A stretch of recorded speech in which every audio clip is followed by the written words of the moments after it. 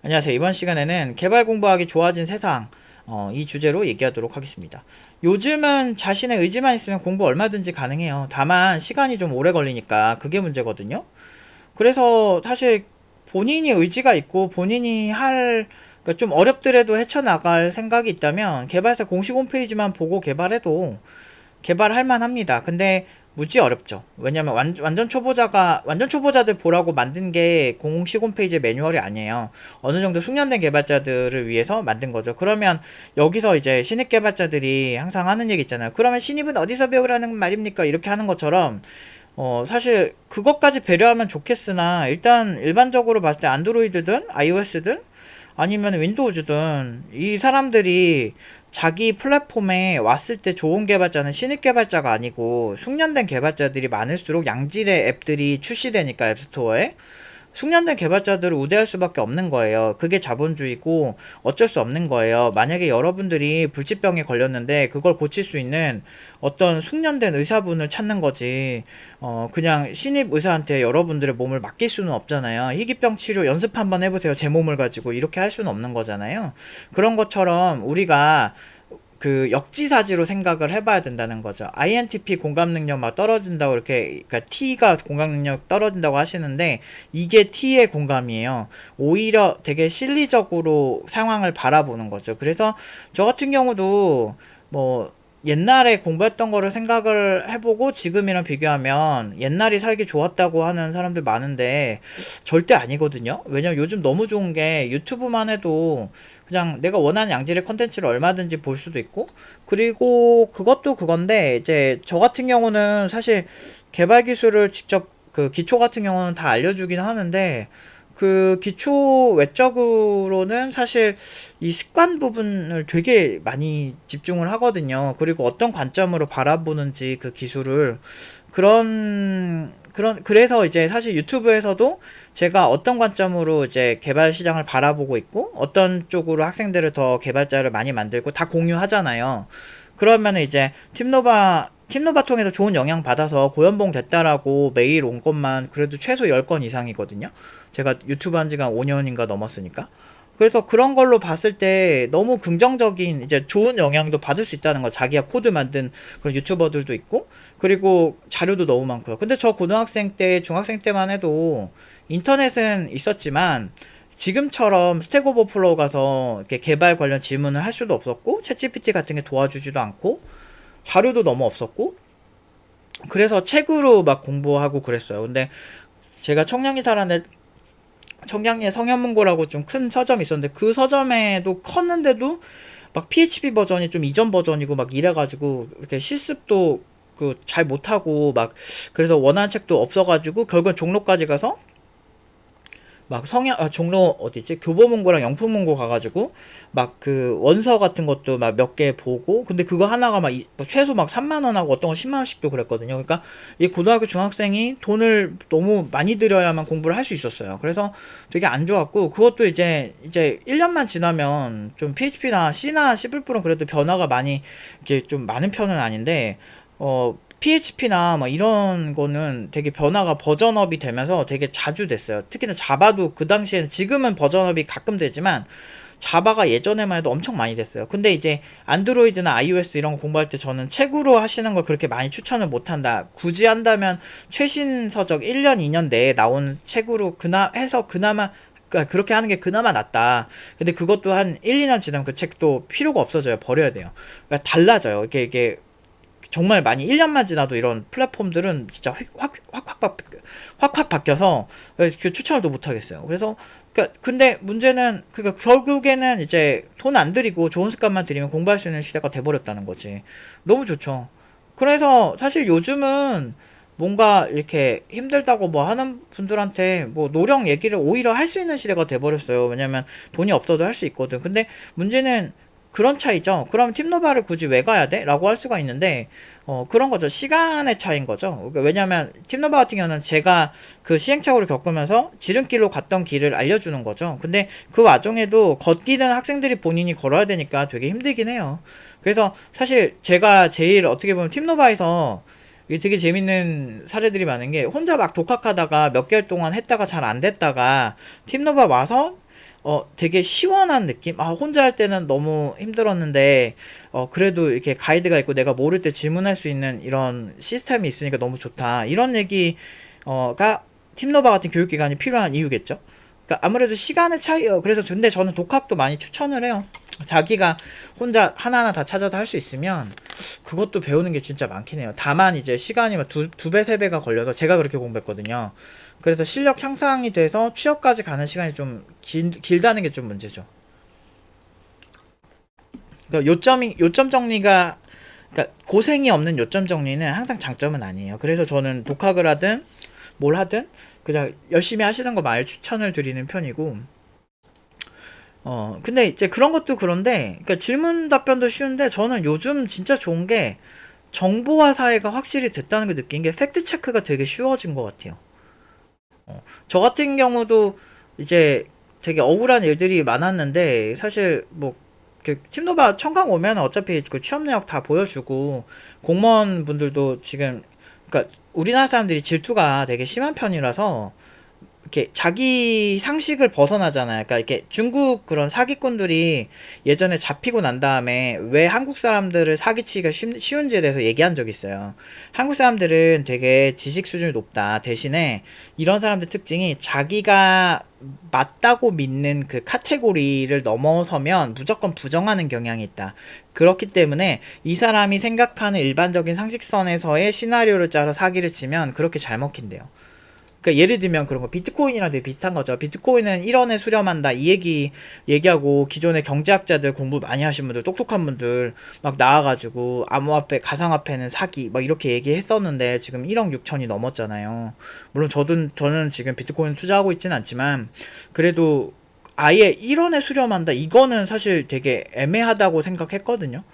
사실 다이아몬드 같은 경우도 그 경제학 공부를 하신 분이니까 이론에 수렴한다는 얘기는, 왜냐면 다이아몬드 같은 경우도 사실은 되게 만들어진 시나리오로 만들어진 어떤 귀금속 이런 아까 이런 거거든. 되게 귀한 보석 이런 종류인데 그렇게 가치를 만드는 경우도 많았거든요. 자본가들이나 어떤 그런 생각에 의해서.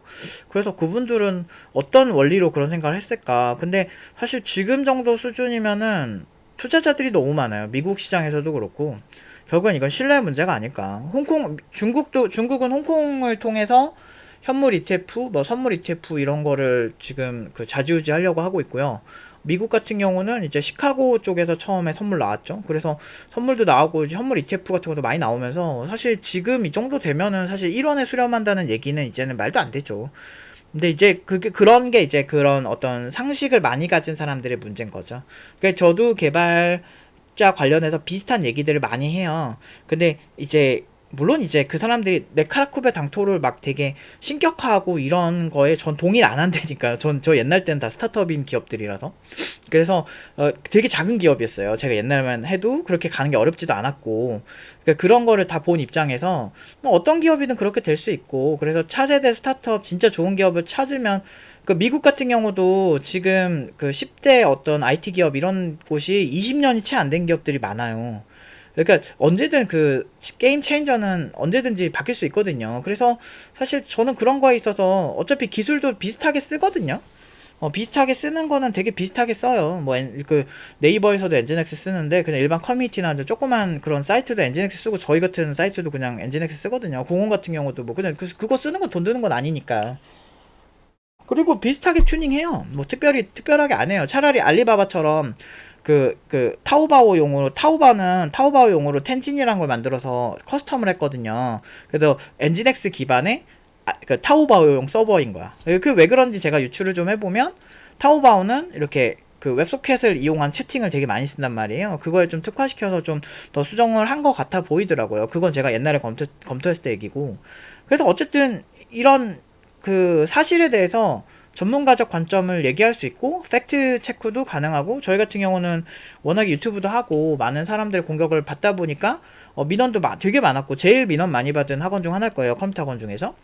그래서 근데 그런데도 뭐 계속 아무렇지 않게 저희 연봉을 공개할 수 있다는 건 공무원분들에게 많은 증거들을 보여드렸다는 거죠. 그러니까 그 학생들이 많이 이렇게 협조를 해줘서 모든 취업 내역이 저희는 인증이 다 돼 있어요. 그래서 그렇게 공격을 당해도 이거를 또 알릴 수 있다는 거죠. 이게 만약에 옛날이었으면 아마 저희는 매장 당했어요. 진작에 매장 당해서 묻혀 있었을 거예요. 그게 그 옛날 언론의 무서움이거든요. 그 당시만 해도 방송사 4개가 거의 다 장악하고 MBC, SBS, KBS 1, 2 이렇게 해가지고 그거랑 YTN 정도? 그랬는데 제가 옛날에도 느낀 게 이제 광우병 때도 저는 진짜 믿었거든요.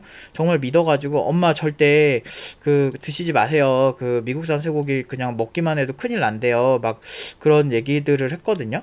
근데 이제 요즘 방송사도 그래서 저는 못 믿겠어요. 그게 이제 메인 방송사 그 대단한 기라성 같은 그런 방송사에서 그렇게 선동을 했었거든요. 근데 그게 지금 제가 찾아보니까 실제 광우병 걸린 사람들이 인간광우병에 걸린 사람들이 한 260명 정도 되는 것 같더라고요. 제가 한번 보여드릴게요. 자, 구글에서 AI 기술로, 이거를 금방 찾아줬는데, 그, 2023년 2월 기준으로 232명에서 233명 정도가 걸렸대요. 이걸 CJD라고 그러거든요. 크로이츠벨트 야구병이라고 하는데, 근데 이게 이 당시만 해도 수십만 명이 걸린다 그랬어요. 당시 자료를 보면 뇌 구멍이 뚫리는 치사율 100% 광우병 이렇게 해가지고 이게 예전에 저도 옛날에 이런 자료를 봤었거든요. 그래서 소의 90% 미국산 쇠고기에서 미국 소의 90%가 풀을 먹지 못하고 있으면 사료 비용 줄이고 더 살을 찌우고자 초원에 방목되어야 될 소들이 운동을 제한당하고 우리 안에 사육되니까 이렇게 된대요. 그래서 뭐 지저분한 배설물과 오물 위에서 항생제와 성장 호르몬으로 이렇게 된다. 그래서 뭐 이런 그림도 나왔어요. 에이즈보다 더 무서운 광우병 감염 경로에서 첫 번째 육류용 절삭기 칼을 통해서 되고 1차 감염, 2차 감염, 3차 감염, 4차 감염이 된다고 이래가지고 진짜 믿었거든요. 그래가지고 이 당시에 선동을 할 때 뭐라 그랬냐면 수십만 명이 걸렸다 이미. 그래서 미국산 소를 먹으면 큰일이 난다라고 하는데 이 크롤패치 야구병에 대해서 MSD 매뉴얼이라고 이게 여기 이제 소개부터 보시면 여기가 1800년대부터 노벨상 수상자들 있죠. 노벨상 수상자들이 이 책을 참고해서 실제로 사용할 정도로 되게 권위 있는 이 사이트예요. MSD 매뉴얼은 1899년 약사민 의학 작은 참고 서적으로 첫 선을 보였습니다. 이게 나름 되게 신뢰를 할 수 있는 사이트긴 하거든요. 그러니까 제약회사에서 운영하는 사이트긴 한데, 그래서 이거를 여기 있는 자료를 제가 인용을 해서 얘기를 하자면, 자, 여기서 핵심이 뭐냐면, 후천성 CJD 사례수는 1% 미만이래요. 오염된 소고기를 섭취해서. 변종 CJD라고 하는, 이게 이제, 아까 여기서 말하는 그 광우병이거든요, 이게. 그러니까 소고기를 잘못 먹었을 때 생기는 게 이건데, 실제로 보면은, 후천성 CJD는 사례 중 1% 미만밖에 안 돼요. 가족성이거나, 아니면은, 자연적인 발생이 더 많다는 거죠. 그래서 저 소고기를 먹었을 때, 그러니까 233명 중에 1%면 한 2명? 3명 정도라는 거죠. 지금 이 오염된 소고기를 먹었을 때 문제가 생긴 거는. 근데 여기에 대해서도 사실 되게 미미한 확률이라는 걸 알 수 있는 게 이게 영국에서 처음에 보고가 돼요. 근데 여기서도 이걸 지적을 하거든요. 영국 사람들이 오염되었다는 사실을 알지 못한 채 수년간 오염된 소고기를 먹었다는 점을 고려하면 변종 시대이지 아까 말한 그 소고기를 먹었을 때 생길 수 있는 사례 건수는 놀라울 정도로 적다. 이렇게 얘기를 하고 있다는 거죠. 근데 저는 이 당시만 해도 너무 무서우니까 이거 좀 잘못 먹으면은 막 뇌에 구멍이 송송 뚫려서 문제가 생길 수 있다라는 거죠. 근데 이거는 소에서 되게 많이 발생하는 거고 인간이 이걸 먹었을 때 생기는 확률은 굉장히 미미하다는 거죠. 후천적 CJD는 1% 미만이니까 2명 정도 2명에서 3명 정도 걸린 건데 이게 15년 전 제가 20대 때 이게 되게 많이 이게 언론에 나왔단 말이에요. 그래서 그 당시를 회상하면 정말 미국산 소고기는 봐서도 안 되고 그 다음에 어떤 언론은 거의 뭐라 그랬지? 무슨 30개월 미만 소를 먹어도 그렇게 문제가 생긴다라고 했죠. 근데 저게 소에서는 좀 어느 정도 발생을 했어요. 근데 그건 육골분 사료를 먹였을 텐데 미국산 소는 보통 일반적으로는 옥수수 사료를 많이 먹이죠. 미국이 옥수수 최대 생산국 중 하나라서 그러니까 이런 게 더 팩트라는 거죠. 근데 이거를 요즘은 아무렇지 않게 찾아볼 수 있다는 게 장점이라는 거죠. 그래서 언론을 순수하게 믿기가 좀 힘든 게 좀 이게 자본주의 사회잖아요. 이게 어떻게 보면 미국산 총기도 정말 규제가 안 되는 이유가 그 총기를 판매하는 곳에서 로비를 많이 하니까 로비가 합법이잖아요. 걔네는.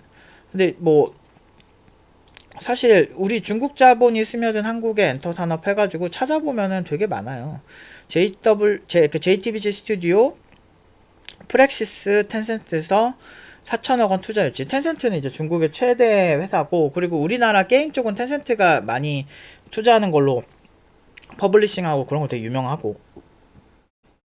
텐센트 자본이 많이 들어오죠. 그러니까 중국 자본들이 많이 들어오니까 어느 정도 언론에서는 그러니까 마냥 까기도 좀 그렇잖아요. 그러니까 이거를 순수하게 받아들이기가 힘들어요. 그러니까 이윤추구 집단이니까. 그래서 그런 부분에서 저는 사실 이런 어떤 팩트 체크가 되게 중요하다 생각하는데 요즘은 너무 이런 정보가 잘 돼 있어서 공부하기 되게 편하다는 거죠. 그래서 개발 쪽에서도 제가 항상 느끼는 게 많이 여러분들이 되게 어떤 공부를 하고 싶잖아요. 그럼 요즘은 진짜 뭐든 할 수 있어요. 다만 난이도가 좀 높아지는 그런 부분이 혼자 하려면 좀 난이도가 높아진다는 거 정도인데, 근데 그것도 뭐 자기가 뭐 돈 없고 그러면 더 고생해야지 뭐 어쩔 수 없지 뭐. 근데 그렇게 고생해서 꼭 별로냐라고 생각하면 그렇지도 않아요. 되게 좋아요. 그래서 저는 요즘 되게 정치적으로도 많이 불안불안하고 막 이런 상황에서도 그냥 내 멘탈 잘 잡고 열심히 하면 잘 될 거라고 학생들한테 항상 얘기를 해요. 그러니까 어떤 상황이든 저는 좀 팩트체크 이런 게, 전 언론 그대로 안 믿어요. 언론도 그대로 안 믿고 일단 그들이 주장한 거에 대한 근거를 찾아보고, 개발 쪽에서도 똑같이 그렇게 되는 것 같아요. 사람들이 자기가 이게 절대 다수 주변 사람들의 평균치를 영향을 가지는 경우가 되게 많아요. 그래서 우리 부모님 같은 경우도 그냥 언론에서 나오면 그냥 막 믿으세요.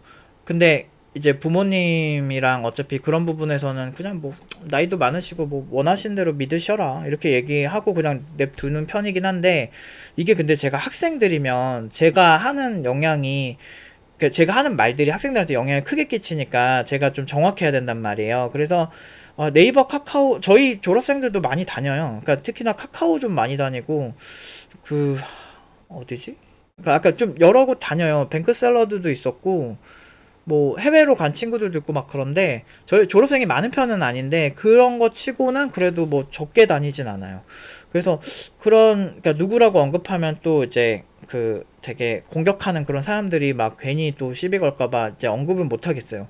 근데 그렇긴 한데 이제 그래도 그러니까 저희는 졸업생들이 어느 정도 서로 공유가 되니까, 제가 이런 허위 사실이 있으면 졸업생들이 나서서 저 거짓말이다 할 법도 한데 저 11년 동안 팀노바 지금 하면서 그런 얘기 한 번도 없었잖아요. 그러니까 저희 이거 다 사실이라서 그래요.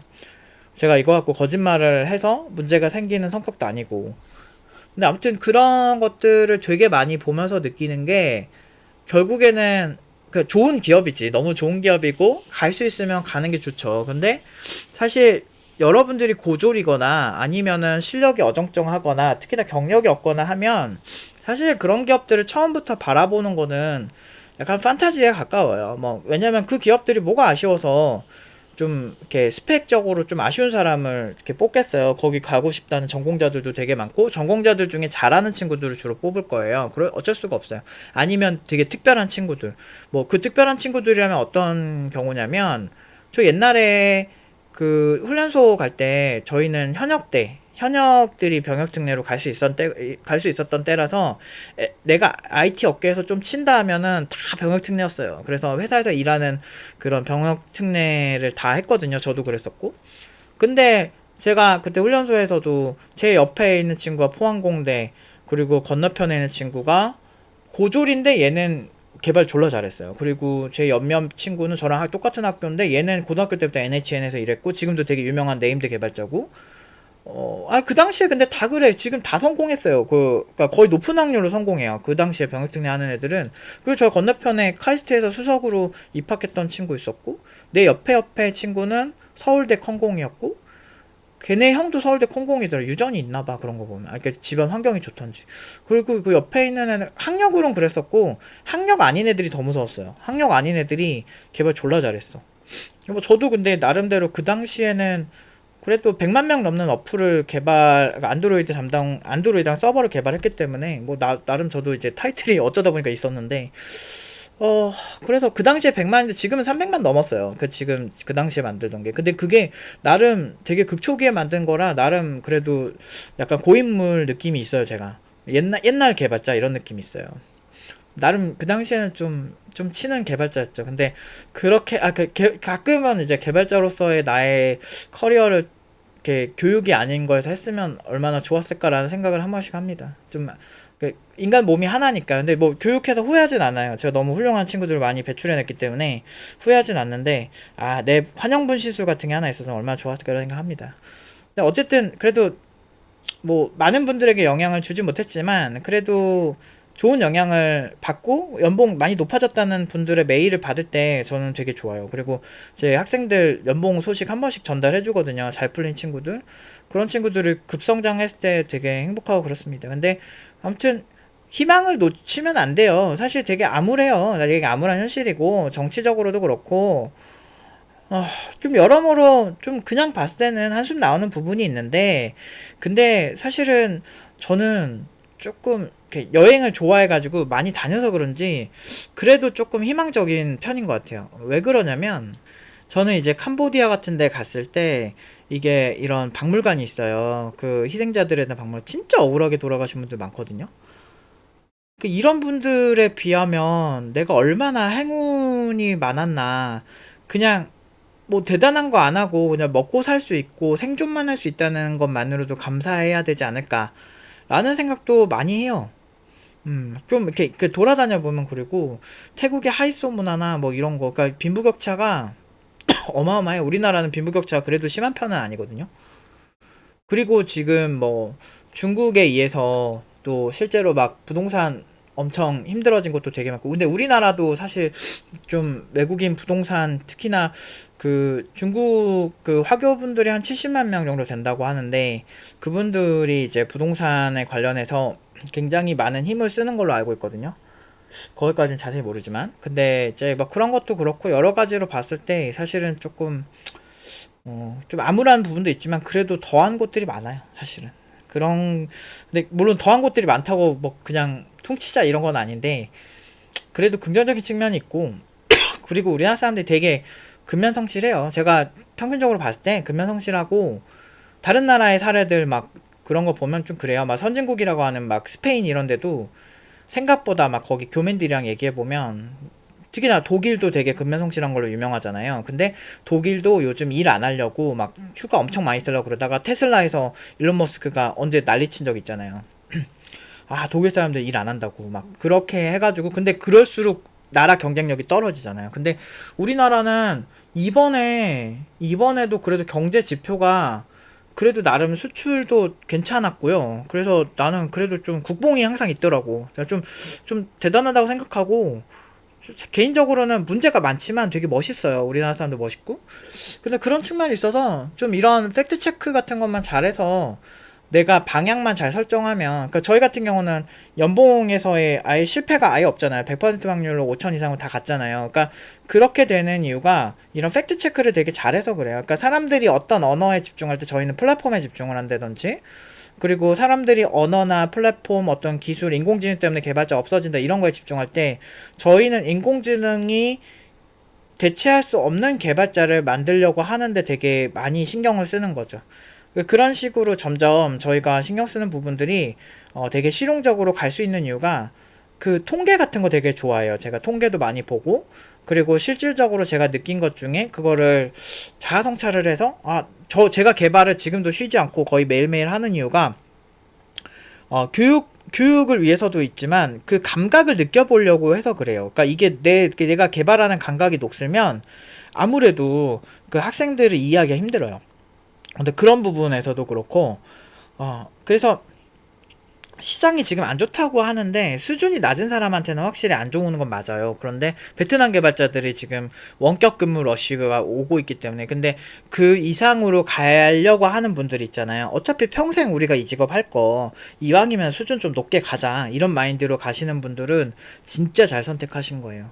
너무너무 좋고 그래서 저는 그런 습관을 학생들한테 가르치는 건데 그것만 잘 잡히면 진짜 연봉도 많이 더 높아질 수 있고 저희가 이제 지금 이제 목표는 이제 학생들이랑 이제 저번 주 수업 때 같이 얘기한 게 한 연봉 6천까지 우리 한번 생각해보자. 이제부터 인공지능 개발자가 부족하기 때문에 근데 저희가 지금 온디바이스 AI 개발자 한 명, 아까 개발자가 한 3, 4명 그거랑 그 다음에 클라우드 기반의 AI API를 전문적으로 활용하는 그런 어떤 그런 개발자도 좀 나올 것 같고 그 다음에 기존에 이제 그냥 딥러닝, 그러니까 이게 되게 큰 범위에서, 그러니까 분산 서버에서 하는 딥러닝은 아닌데, 그런 딥러닝 전문 개발자도 또 한 명 나올 것 같고, 한 3명 나오겠다. 그리고 블록체인 전문 개발자도 한 3명 나올 것 같거든요.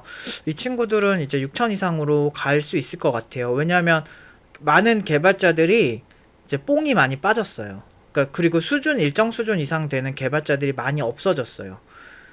이게 한참 이제 그 개발자 뽕에 치여서 개발자면 돈 많이 번다 이런 뽕에 겨워서 이제 왔던 사람들이 다 빠져가지고 오히려 개발자 특히나 수준이 일정 수준 이상의 개발자들이 많이 부족해져서 그런 부분에 있어서 저희가 오히려 연봉 높여도 되겠다라는 계산이 있어서 저희가 한 6천 이상을 한번 목표를 하고 있습니다. 졸업생은 한 5개월에서 4개월 뒤에 나오거든요.